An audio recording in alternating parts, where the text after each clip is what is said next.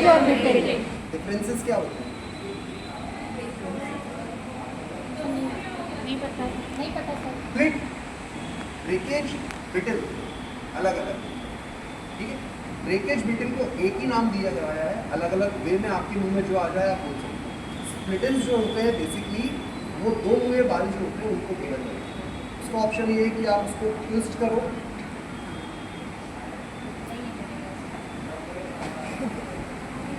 ठीक, सब ऊपर आ जाएगा। इसके बाद आप बड़ी सीजर से इसको काट सकते हैं, ठीक, लेकिन ये दोबारा आ जाएगा, आएंगे ही आएंगे। रेगुलर बेसिस पे अगर आपके बालों में ब्रिटल या स्प्लिटेंस का बेसिकली प्रॉब्लम हो रहा है तो उसका रीज़न है सिरम। रेगुलर बेसिस पे अगर आप सिरम यूज़ करवा रहे हो तो वो चीज़ कम हो जाए, खत्म नहीं होगी। ध्यान रखो, कम होना और खत्म होने में डिफरेंस होता है। सेटल कर सकते हैं, खत्म नहीं कर सकते। रही बात बाल ब्रिटल की, तो जो बाल बीच में से कमज़ोर होता है वो आपकी कोम में टूट जाता है, ठीक है, तो वहाँ से ग्रोथ रुक जाती है, वहाँ से स्प्लिट होना स्टार्ट होता है, ठीक। तो अभी जो मैम की प्रॉब्लम है वो है ब्रेकेज की प्लस थोड़ा सा ड्राइनेस है। तो आज जो हम स्पा करने वाले हैं मैम का वो है शिया, ठीक है, और शिया में हम करेंगे कोलाजन। आपके बालों में जो ताकत या स्ट्रेंथ देता है, ताकत होती है, स्ट्रेटनिंग करी किसने करी और किसने करी और किसने करी? स्ट्रेटनिंग में क्या चेक किया जाता है? स्ट्रेचिंग, इसको बोलते हैं इलास्टिसिटी, वो इम्प्रूव होती है कोलाजन से। सिंपल कॉन्सेप्ट है, कोलाजन से आपके बालों की ताकत बढ़ती है, ठीक। तो आज जो हम ट्रीटमेंट करने वाले हैं वो बालों की यहाँ पे इलास्टिसिटी को मजबूत करेगा, बढ़ाएगा, जिस वजह से बाल थोड़ा हेल्दी होगा। और दूसरी बात, स्पा है तो बालों में मॉइस्चर बना के रखेगा, ठीक है। मैंने आपको बताया था पीएच स्केल, पीएच का फुल फॉर्म होता है पोटेंशियल ऑफ हाइड्रोजन या पावर ऑफ हाइड्रोजन। हमारी बॉडी में 70% क्या है? पानी। सारी चीज़ें डिपेंड ऑन वाटर है।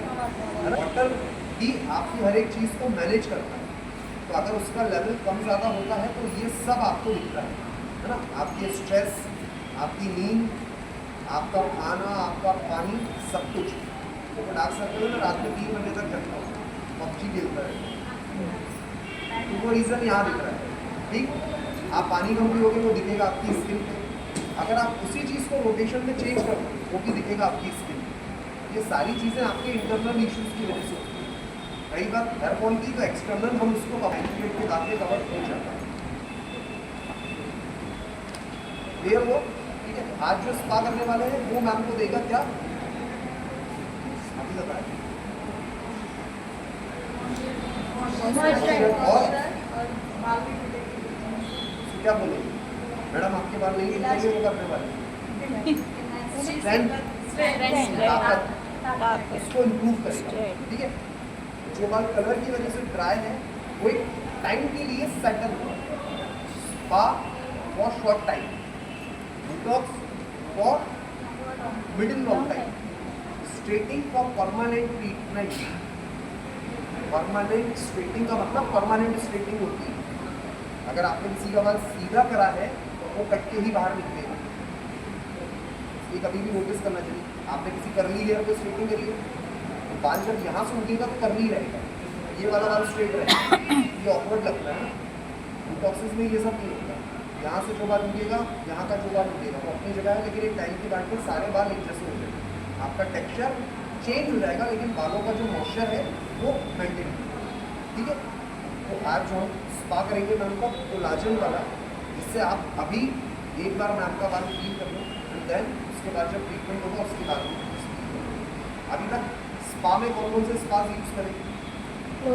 लॉरियल और मैट्रिक्स। बेसिकली क्या होता है ना, जो स्पा होता है उसमें एक मास्क यूज़ किया जाता है, तो उसी का पूरा पेज। ये जो मैं आज करवा रहा हूँ आपसे,